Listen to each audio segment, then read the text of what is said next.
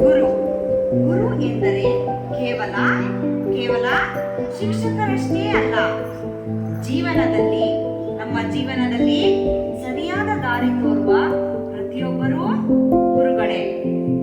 ಗುರು ಎಂದರೆ ಅಜ್ಞಾನವೆಂಬ ಕತ್ತಲೆಯಿಂದ ಬೆಳಕಿನೆಡೆಗೆ ಕರೆದೊಯ್ಯುವ ಮಹಾನ್ ಬೆಳಕು.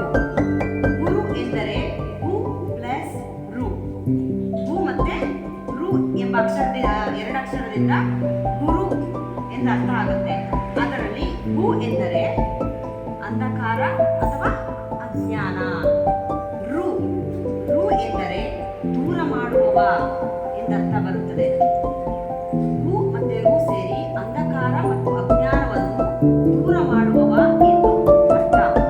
ಗು ಎಂದರೆ ಅಂಧಕಾರವನ್ನು ಅಜ್ಞಾನವನ್ನು ದೂರ ಮಾಡುವವ